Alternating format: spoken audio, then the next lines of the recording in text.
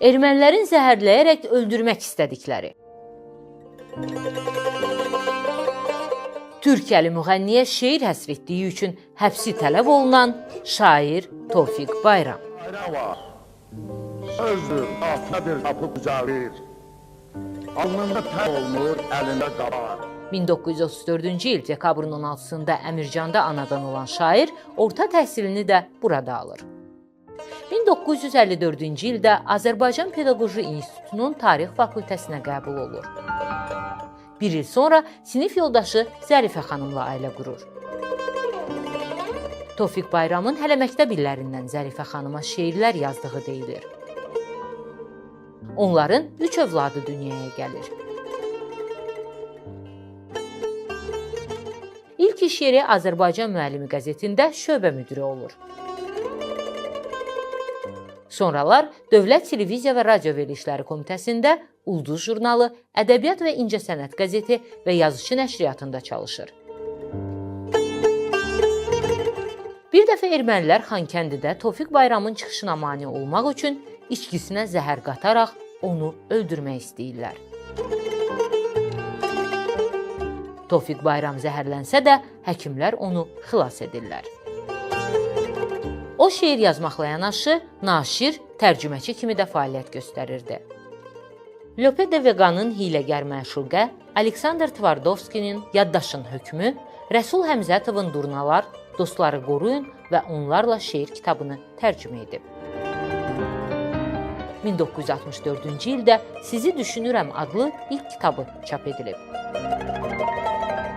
Opera və balet teatrında bədii rəhbər işlədiyi dövrdə Türkiyənin məşhur opera müğənnisi Sevda Aydan Bakıya qastrola gəlir. Teatrdakı işlər uzandıqca Sevda ilə Tofiq Bayram arasında dostluq münasibətləri yaranır. Həmin dövrdə Tofiq Bayram Sevda xanıma şeir həsr edir. Müğənni Türkiyəyə qaydanda şeirin yazıldığı kağızı da aparır. Şeir dillər əzbəri olur və Türkiyə mətbuatında çap edilir. Bundan sonra SSR-nin Ankaradakı səfiri bu barədə Moskvaya xəbər verir. Şairin türk müğənniyə yazdığı Canı canımdandır, qanı qanımdan misrası SSR rəhbərliyinin etirazına səbəb olur.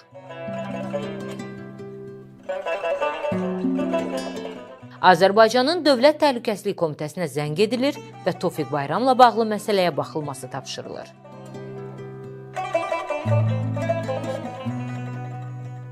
Həmin illərdə Azərbaycana rəhbərlik edən Ulu Öndər Heydər Əliyev Tofiq Bayramı bu təhlükəli vəziyyətdən xilas edir. 1984-cü ildə Tofiq Bayrama Əməkdar İncəsənət xadimi fəxri adı verilir. Şair Kommunist Partiyasına üzv olmadığı üçün daim təzyiqlərlə üzləşirdi. Dirijor Niyazi Ulu Öndər Heydər Əliyevə yaxın dostu Tofiqin təqib edildiyini deyir.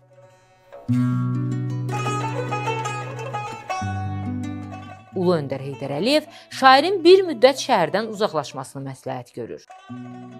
Tofiq Bayram 1988-ci ildə Yaddaşın hökmü poemasının tərcüməsinə görə Maksim Gorki adına mükafata layiq görülür. Tofiq Bayram 1991-ci il aprelin 19-da vəfat edib və Əmircanda dəfn olunub. Əmircan İstirahət Parkında şairin büstü ucaldılıb. Mən şəxsən Tofiq Bayramla dəfələrlə görüşmüşəm. Onun haqqında mənim ən gözəl xatirələrim var. Və biz onun xatirəsi qarşısında, sizin qarşınızda bəyan edirik ki, Azərbaycanın belə insanları həmişə qiymətləndirilib və bundan sonra da qiymətləndiriləcəkdir.